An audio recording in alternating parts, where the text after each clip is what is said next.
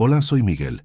El día que mis propios hijos me dejaron en este asilo, firmaron los papeles con una sonrisa mientras vaciaban mi cuenta bancaria, creyendo que se llevaban las migajas que había ahorrado durante toda una vida. Me trataron como un estorbo, un mueble viejo que ya no encajaba en sus vidas perfectas. Es un dolor que no se va, que se te clava en el pecho cada mañana. ¿Alguna vez has sentido que las personas que más amas te ven solo como un problema? Antes de contarte el momento exacto en que escuché a mi hijo planear cómo vender hasta el último recuerdo de su madre, comenta aquí desde dónde me estás viendo y suscríbete al canal. Créeme, no querrás perderte lo que sucede cuando un padre descubre que su valor para sus hijos tiene un precio. Recuerdo perfectamente ese domingo. Miguel y Sofía llegaron a mi pequeño apartamento con pasteles y sonrisas falsas. Dijeron que me llevarían a un lugar más cómodo, un sitio donde estaría mejor atendido porque ellos se preocupaban mucho por mí. Me hablaron de jardines, de actividades, de nuevos amigos. Yo, tonto de mí, les creí. Empaqué una pequeña maleta con fotos de mi difunta esposa, Elena, y un par de libros. Mientras me subía al coche, vi en sus ojos una frialdad que nunca antes había notado, un brillo de impaciencia, como si estuvieran cerrando un negocio. No entendía que el negocio era yo, o más bien, lo poco que creían que yo valía. Mi error fue pensar que el amor que les di era suficiente para garantizar el suyo. La directora del asilo, una mujer de mirada cansada, me recibió con una cortesía ensayada. Mis hijos se despidieron con prisa, con un abrazo flojo que se sintió como una formalidad. «Te llamaremos todos los días, papá», mintió Sofía, sin siquiera mirarme a los ojos. Fue cuando me llevaron a mi habitación, un cuarto pequeño con olor a desinfectante y soledad, que la verdad me golpeó. No había jardines florecientes, solo un patio de cemento. No había actividades, solo el silencio de otros ancianos esperando el final.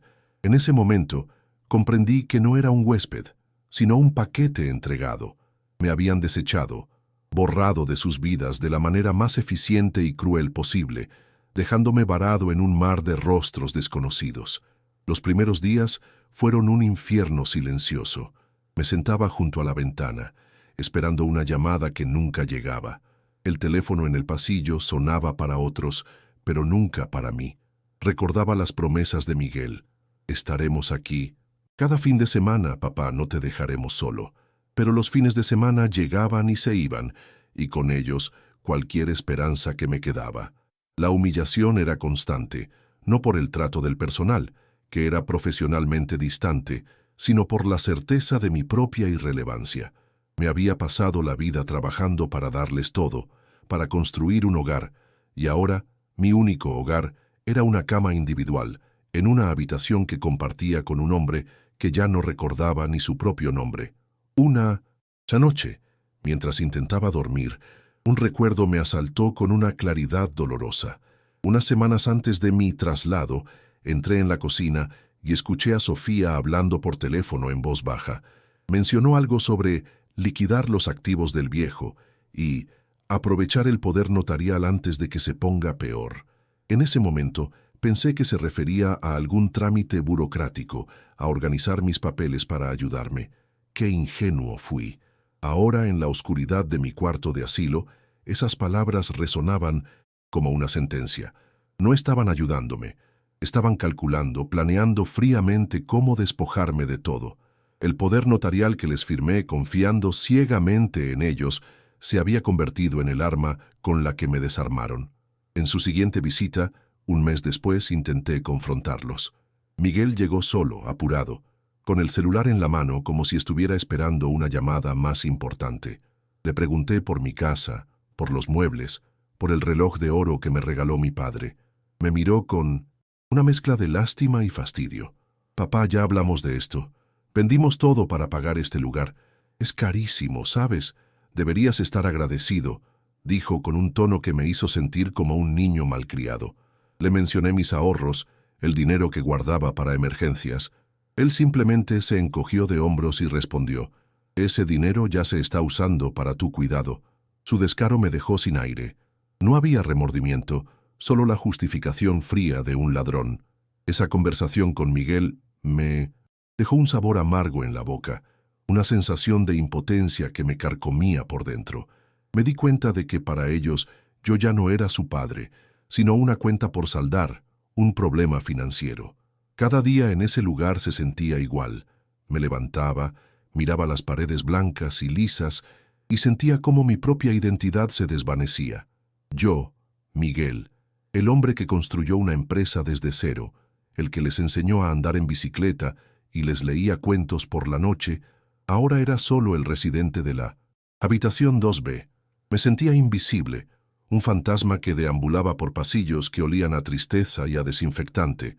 La peor parte no era la soledad, sino el saber que quienes debían amarme me habían puesto aquí para olvidarme. Un día, durante el almuerzo, intenté hablar con una de las enfermeras, una joven llamada Carla. Le conté, con un nudo en la garganta, que mis hijos eran personas muy ocupadas, pero que seguro vendrían pronto. Ella me sonrió, una sonrisa triste y ensayada que había visto 1000 veces en los rostros del personal.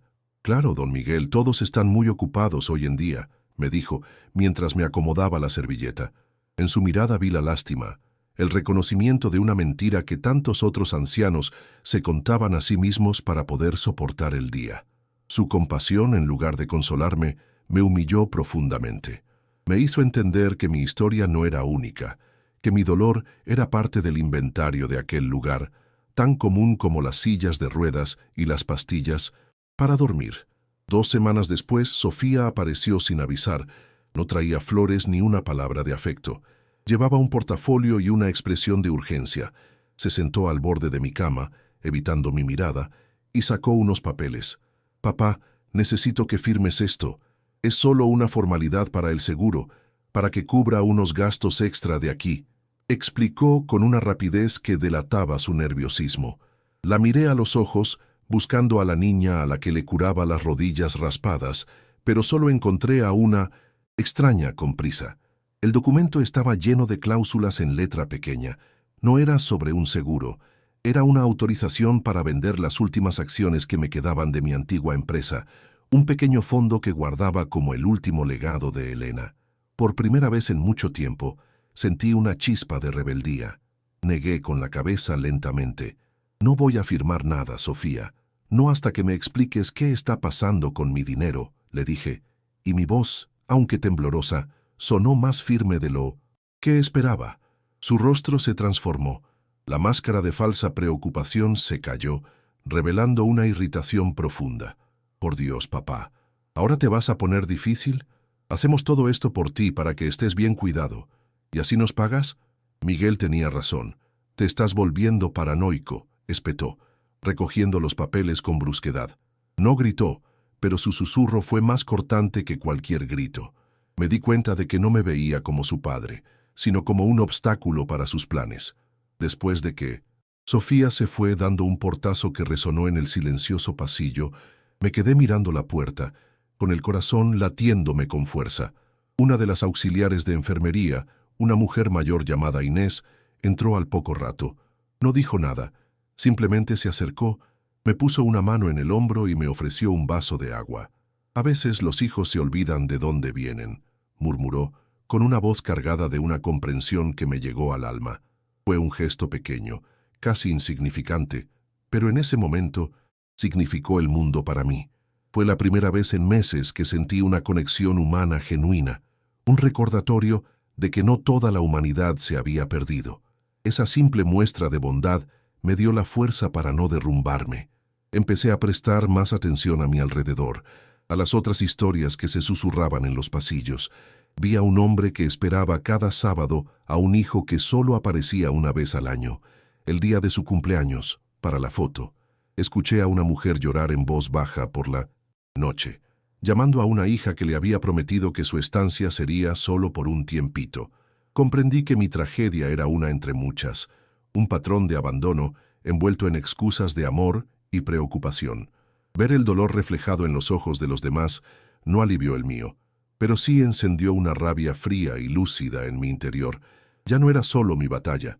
Estábamos todos en el mismo barco, náufragos de nuestras propias familias.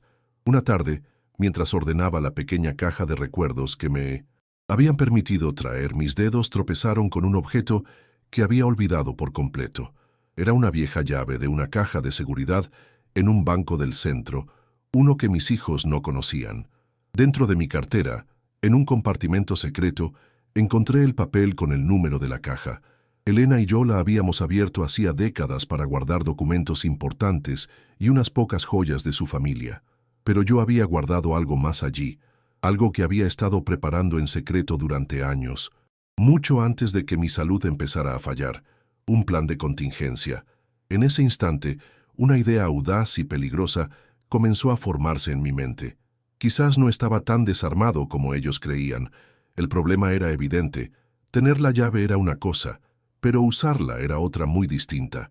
Me sentía como un prisionero que encuentra un mapa de escape, pero cuyas manos están atadas. ¿Cómo podría yo, un hombre de 80 años, salir de este lugar sin levantar sospechas, llegar al centro de la ciudad, acceder a la bóveda y regresar? Cada paso del plan parecía imposible. La administración vigilaba cada movimiento, y cualquier salida no programada requería la autorización de mis tutores legales, mis hijos. La ironía era tan cruel que casi me hacía reír. Necesitaba un cómplice, alguien de adentro que pudiera ayudarme a eludir el sistema que ellos mismos habían creado para tenerme atrapado. Mis ojos se posaron en Inés. Ella era mi única esperanza, pero pedirle ayuda significaba poner en riesgo su trabajo. Podía confiar en ella.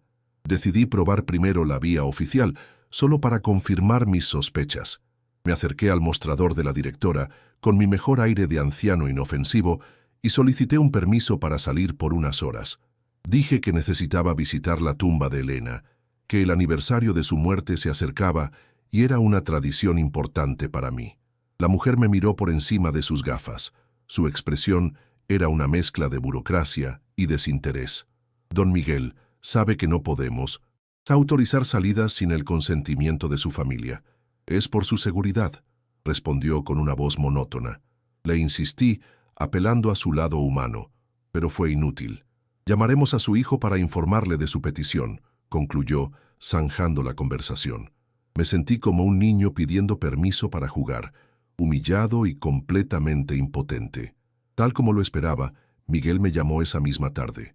Su tono no era de preocupación, sino de fastidio, como si mi petición fuera una molestia más en su ajetreada agenda. ¿Salir, papá? ¿Para qué?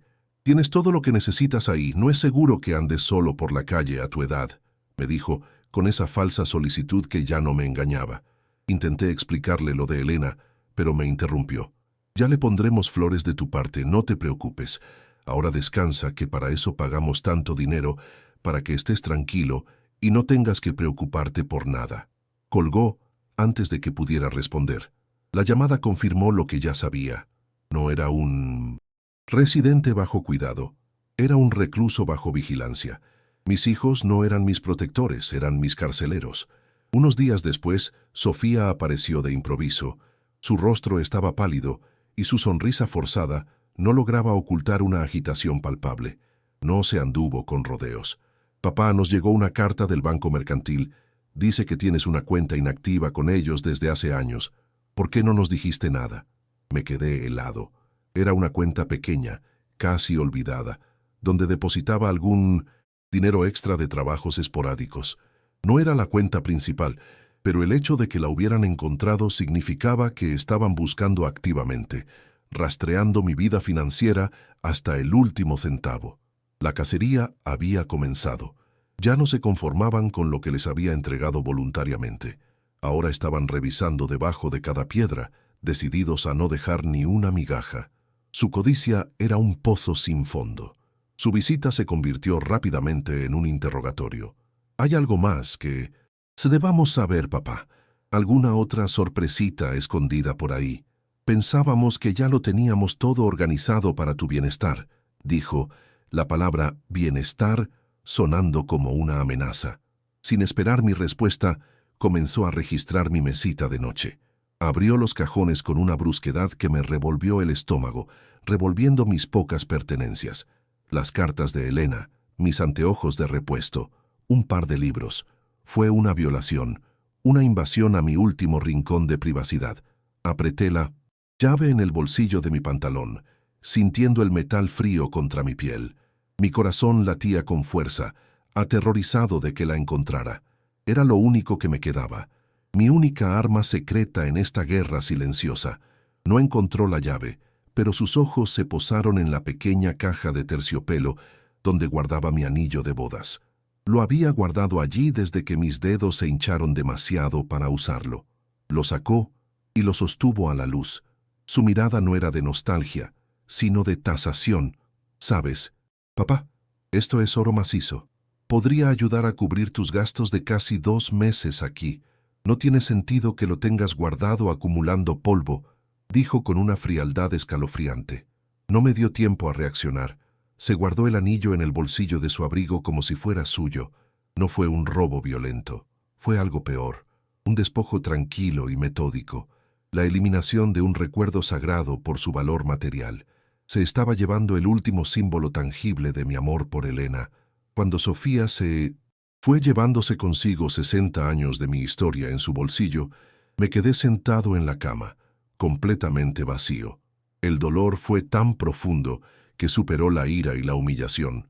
Me habían quitado mi casa, mi dinero, mi libertad y ahora el último vestigio de mi matrimonio. En ese momento de desolación total, algo dentro de mí se endureció. La tristeza se transformó en una determinación fría como el acero. Ya no se trataba de recuperar mi dinero, se trataba de recuperar mi dignidad. Inés entró en la habitación para traerme la cena y vio la devastación en mi rostro. No preguntó nada, pero sus ojos lo entendieron todo. Supe entonces que no tenía otra opción. Tenía que arriesgarme, tenía que confiar en ella. Era mi única salida. Esa misma noche, esperé a que Inés hiciera su ronda final. Cuando entró en mi habitación para recoger la bandeja de la cena, la detuve con un gesto. Mi voz era apenas un susurro.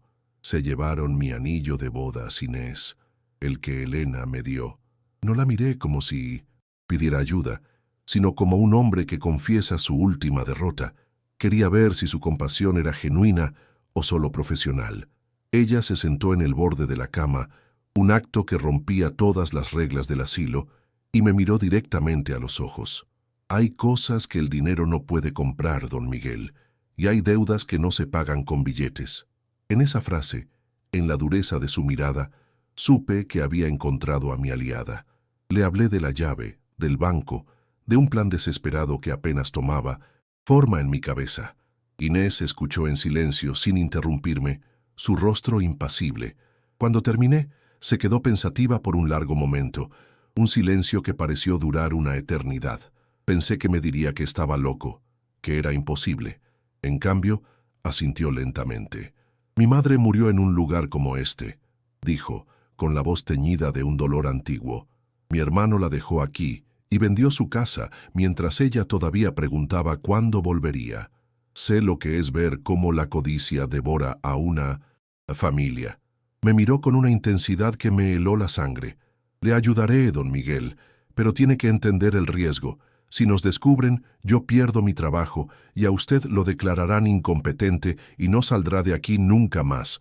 ¿Está dispuesto a arriesgarlo todo? Asentí sin dudarlo. Ya no tenía nada que perder. Durante los días siguientes, planeamos nuestra operación en susurros, durante los cambios de turno o en los breves momentos en que me ayudaba con mis medicinas. Inés conocía el asilo, como la palma de su mano, los horarios de las enfermeras, los puntos ciegos de las cámaras de seguridad, la rutina de los guardias. Decidimos que la mejor oportunidad sería un martes por la mañana, durante la entrega semanal de suministros. La puerta de servicio trasera se quedaba sin vigilancia durante unos 10 minutos, mientras el personal ayudaba a descargar las cajas. Era una ventana de tiempo increíblemente pequeña, pero era la única que teníamos. Inés me dibujó un mapa en una servilleta que memoricé y luego destruí. La adrenalina, una sensación que creía olvidada, corría por mis venas. El plan era simple en su audacia. Inés diría que me llevaba a la sala de fisioterapia, que estaba en el ala opuesta del edificio. En lugar de eso, tomaríamos un pasillo de servicio que llevaba directamente al patio trasero. Ella había hablado con un primo suyo que era taxista, un hombre de confianza, que nos esperaría en la calle de atrás a las 7 en punto de la mañana. Me dio $20 de su propio bolsillo para el viaje. Es un préstamo, me dijo con una sonrisa cómplice. Cada detalle estaba calculado. Yo debía llevar puesta una gorra y mis gafas de sol para no llamar la atención.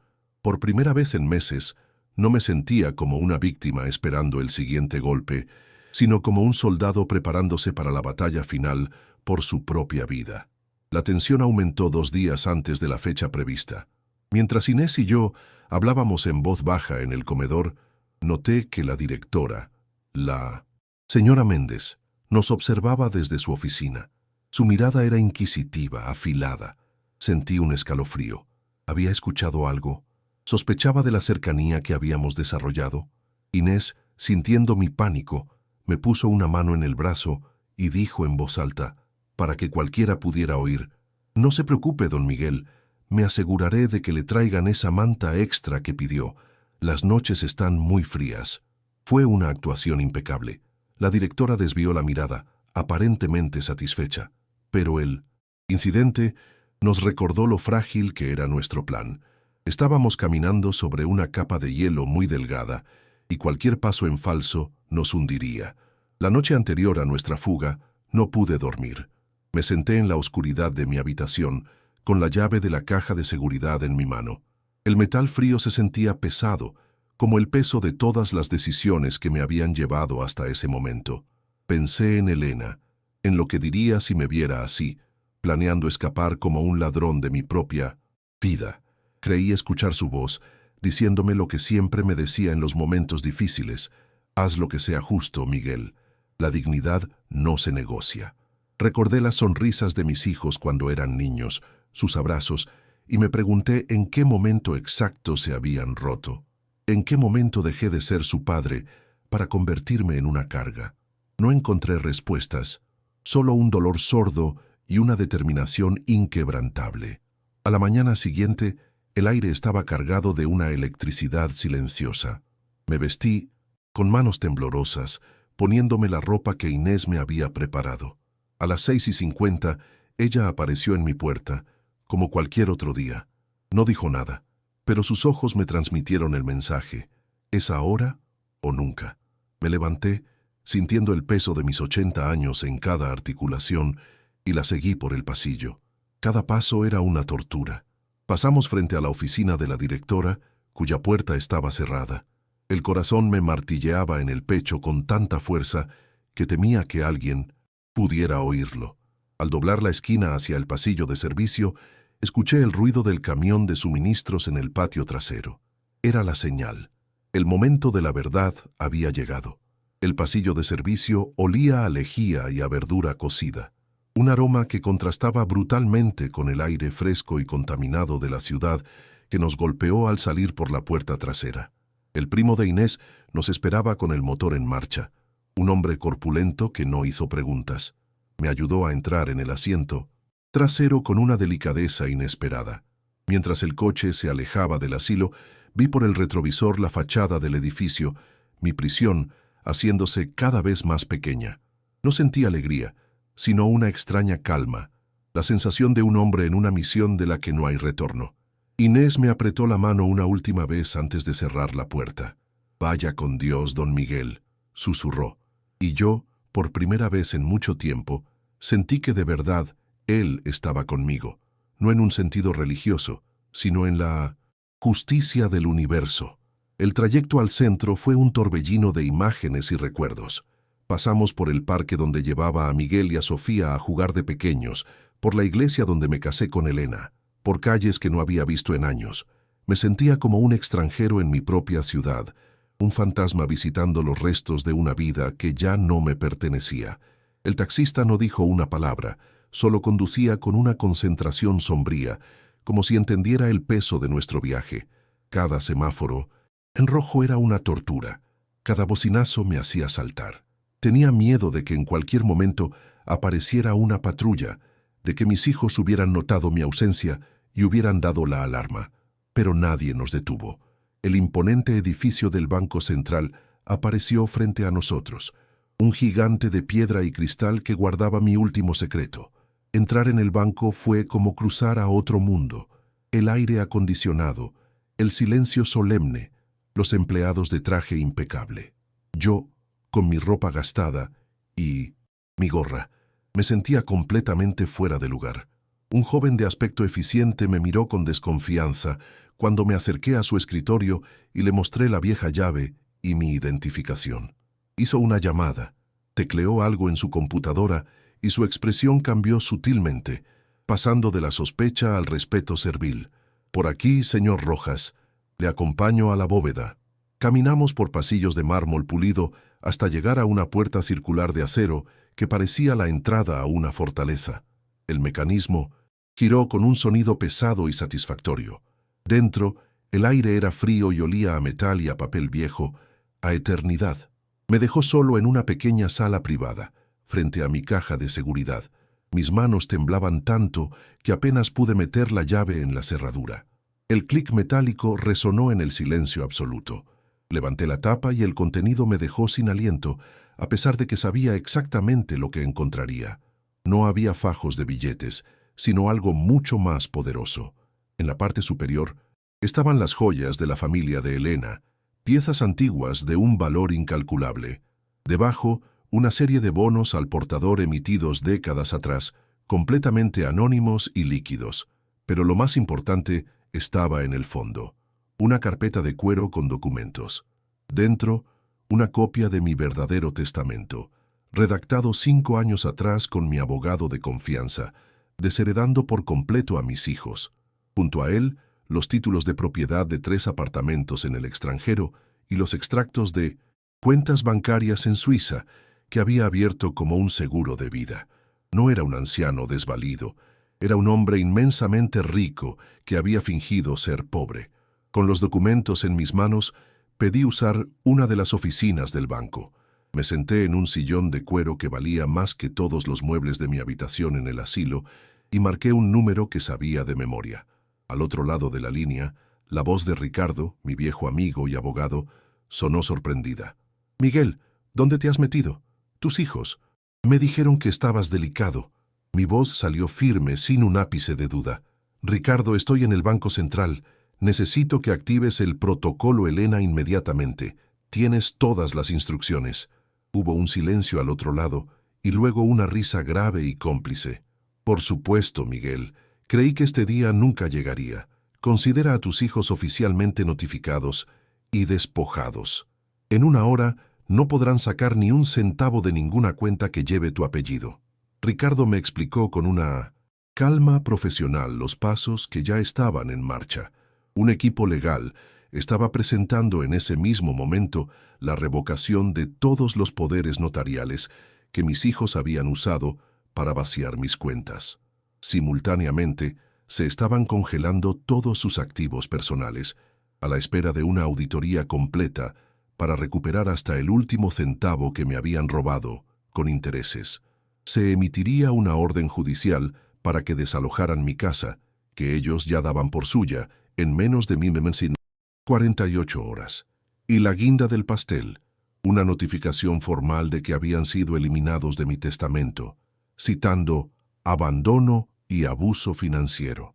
No era una simple venganza, era una demolición financiera, legal y metódica. Estaba desmantelando sus vidas con la misma frialdad con la que ellos habían intentado desmantelar la mía. Colgué el teléfono y me recosté en el sillón, sintiendo cómo un peso que llevaba cargando durante meses se disolvía por completo. Miré por la ventana de la oficina el ajetreo de la ciudad. No sentía euforia ni un deseo de venganza cumplido. Lo que sentía era una profunda sensación de paz, de justicia poética. Mis hijos no me habían abandonado por ser viejo o enfermo, me habían abandonado por codicia, creyendo que se llevaban las migajas de un hombre acabado. Nunca se les ocurrió pensar que el viejo roble que intentaban talar para usar como leña todavía tenía las raíces más profundas y fuertes del bosque. Habían subestimado a su padre, y ese error de cálculo les iba a costar todo lo que tenían y todo lo que esperaban tener. Salí del banco, ya no como un fugitivo, sino como un hombre libre que iba a empezar a vivir de nuevo. Lo primero que hice no fue volver al asilo. Con el teléfono que Ricardo me consiguió, hice una sola llamada. Inés, soy Miguel, estoy bien. Presenta tu renuncia hoy mismo. Te espera un trabajo mucho mejor, te lo prometo. Hubo un silencio al otro lado, seguido de un sollozo ahogado de alivio. Después me registré en el mejor hotel de la ciudad, en una suite con vistas al parque donde solía llevar a mis hijos. Esa noche, por primera vez en meses, dormí en una cama con sábanas de verdad, no en un catre que olía a desinfectante. No me sentía victorioso, sino extrañamente sereno. Era el silencio que queda después de una tormenta devastadora, cuando te das cuenta de que, aunque has perdido mucho, sigues de pie, y el cielo por fin se ha despejado. La llamada de Miguel llegó al día siguiente. No fue una llamada de esa disculpa, sino un rugido de furia e incredulidad. Papá, ¿qué demonios has hecho? Mis cuentas están bloqueadas. No puedo sacar ni un centavo. Su voz, usualmente tan controlada y condescendiente, estaba rota por el pánico. Yo lo escuchaba mientras observaba a la gente pasear por el parque, sintiéndome a 1.000.000 de kilómetros de su caos. He recuperado lo que es mío, Miguel. Le respondí con una calma que lo desquició aún más. Todo lo que tomaste sin mi permiso, cada centavo que usaste, para financiar tu vida mientras me dejabas en un almacén de ancianos. El resto es un asunto entre tú, tu hermana y mis abogados. Antes de que pudiera insultarme, colgué. No había nada más que decir. La justicia no necesita gritos. Sofía intentó una táctica diferente. Apareció en el vestíbulo del hotel una semana después, con los ojos hinchados de tanto llorar. Intentó abrazarme, pero yo di un paso atrás. Empezó un discurso ensayado sobre cómo Miguel la había manipulado, cómo se arrepentía de todo y cómo me extrañaba. Pero mientras hablaba, yo no veía a mi hija arrepentida. Veía sus manos, las mismas manos que habían hurgado en mis cajones, las mismas que habían guardado mi anillo de bodas en su bolsillo, como si fuera una baratija. Cuando terminó su actuación, la miré fijamente y le dije: «Lo único que lamento es no haber visto antes en quién te habías convertido. Puedes quedarte con tus lágrimas, Sofía. A mí ya no me sirven». Me di la vuelta y la dejé sola en medio del lujo que tanto anhelaba y que ya nunca podría pagar. Ricardo me mantuvo al tanto de las consecuencias. Fue un colapso total y absoluto. Perdieron mi casa, que tuvieron que desalojar en 48 horas. Sus propios apartamentos, comprados con el dinero que me habían sustraído, fueron embargados. Los coches de lujo, las membresías en clubes exclusivos, todo desapareció. La auditoría reveló que habían desviado casi $500,000. Se enfrentaron a cargos criminales por fraude y abuso de personas mayores. Sus amigos, esos que admiraban su éxito, les dieron la espalda. Supe que Miguel terminó trabajando como repartidor y Sofía como cajera en un supermercado. No sentí satisfacción, sino una profunda tristeza. No por ellos, sino por los niños que alguna vez fueron, los que se perdieron para siempre en un laberinto de codicia.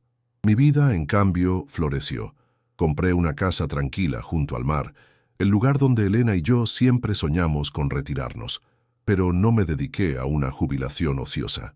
Con una parte considerable de mi fortuna, creé la Fundación Elena Rojas, una organización sin fines de lucro dedicada a proporcionar asistencia legal y refugio a ancianos en situación de abandono familiar.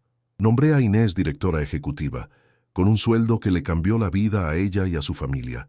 Encontré un nuevo propósito, no en acumular riqueza, sino en usarla como un escudo para proteger a otros de sufrir el dolor que yo había padecido.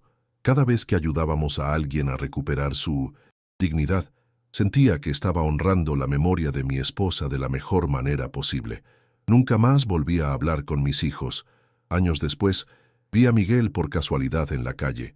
Estaba más delgado, con el pelo gris y una mirada permanentemente cansada. Cruzamos miradas por un segundo. No hubo reconocimiento, ni ira, ni tristeza. Solo dos extraños. En ese instante comprendí que mi verdadera victoria no fue recuperar mi dinero, sino liberarme del dolor de su traición. Habían elegido su camino, y yo el mío. Mi familia ya no eran ellos, eran Inés, las personas a las que ayudábamos y los amigos que me acompañaron en mis últimos años. La vida me había quitado a los hijos que crié, pero a cambio me dio una paz que el dinero no puede comprar y un legado que la codicia nunca podrá tocar. Si conoces a alguien que necesita escuchar este mensaje de autoconfianza, por favor, comparte este video con esa persona. No te olvides de suscribirte para más historias sobre encontrar tu propio camino, incluso cuando no es lo que los demás esperan. Gracias por escuchar. Mucha gente cree que el dinero fue mi salvación, que la fortuna escondida fue el golpe de suerte que cambió mi destino. Se equivocan. El dinero fue simplemente la herramienta, el martillo que usé para derribar los muros de la prisión que mis hijos habían construido a mi alrededor. Mi verdadera salvación fue recordar quién era yo antes de que ellos decidieran que ya no valía nada. Fue aferrarme a la dignidad que Elena siempre vio en mí. La riqueza no está en una cuenta bancaria en Suiza, sino en poder mirarte al espejo por la mañana sin sentir vergüenza, en la lealtad de una amiga como Inés, que arriesgó su trabajo por un anciano olvidado. Eso es algo que mis hijos, con todo el dinero que me robaron, nunca llegaron a comprender y ahora jamás podrán comprar. No siento alegría al pensar en el destino de Miguel y Sofía. No celebro su caída ni me regodeo en su miseria. Lo que siento es un vacío inmenso, una tristeza profunda por los niños que alguna vez amé y que se perdieron en el camino. Su castigo no fue mi venganza, sino la consecuencia inevitable de sus propias decisiones. Cosecharon exactamente lo que sembraron: deslealtad, codicia y desprecio. Al borrarme de sus vidas, se borraron a sí mismos de la mía, cortando la única raíz que los conectaba con un pasado de amor y sacrificio. Hoy, cuando los recuerdo, ya no veo sus risas infantiles, sino la frialdad de sus ojos en el asilo. Esa es la verdadera tragedia. No que hayan perdido el dinero, sino que perdieron su alma en el proceso. He aprendido que la palabra familia es un título que se gana, no uno que se hereda. Mi familia ya no la define la sangre que corre por mis venas, sino el respeto y el cariño que comparto con las personas que me rodean. Mi familia es Inés, que ahora dirige la fundación con una pasión que me conmueve cada día. Mi familia son los ancianos a los que ayudamos, cuyas historias de dolor se parecen tanto a la mía y a quienes ahora podemos ofrecer una esperanza. Son las sonrisas agradecidas, las manos que aprieto, las conversaciones en el patio de la fundación. He construido un nuevo hogar, no con ladrillos y cemento, sino con lazos de gratitud y humanidad. Es un hogar mucho más sólido que el que mis hijos destruyeron, porque sus cimientos son el respeto mutuo, y en el centro de todo siempre ha estado Elena. El plan que ejecuté, el protocolo Elena, no era solo una estrategia financiera, era una promesa que le hice en silencio el día de su funeral. La promesa de nunca dejar que la fealdad del mundo apagara la luz que ella había encendido en mí. La fundación que lleva su nombre no es solo un acto de caridad, es la materialización de su espíritu compasivo. Cada persona que ayudamos es un tributo a su memoria, una forma de mantener vivo su legado de bondad. Ella me enseñó que la verdadera fuerza no reside en cuánto tienes, sino en cuánto estás dispuesto a dar. Mis hijos intentaron robarme mi pasado, pero no se dieron cuenta de que el amor de Elena era mi ancla, imposible de arrancar. Si algo he aprendido en mis 80 y tantos años, es que tu dignidad es el único tesoro que nadie te puede quitar a la fuerza. Solo puedes entregarlo tú. Habrá gente, a veces la que más amas, que intentará ponerte un precio, que te medirá por tu utilidad o por lo que pueden sacar de ti. Te harán sentir como una carga, como un mueble viejo que estorba. No les creas, nunca. Tu valor no lo determinan sus opiniones ni su abandono. Tu valor reside en tu historia, en tus luchas, en tu capacidad de seguir adelante incluso cuando te han dejado atrás. No dejes que nadie escriba el último capítulo de tu vida. Toma la pluma y escribe tu propio final, uno del que puedas sentirte orgulloso. Mi historia no es un cuento de hadas con un final feliz. Es el testimonio de una batalla por el respeto. Es la prueba de que nunca es demasiado tarde para reclamar lo que es tuyo, sobre todo tu propia vida. Si conoces a alguien que se siente invisible, que cree que su voz ya no importa, por favor, comparte esta historia con esa persona. A veces, saber que no estás solo es el primer paso para encontrar la fuerza de luchar. Gracias por permitir que este viejo comparta su verdad. Y no te olvides de suscribirte para escuchar más historias sobre cómo encontrar la justicia en nuestros propios términos, incluso cuando todo parece perdido.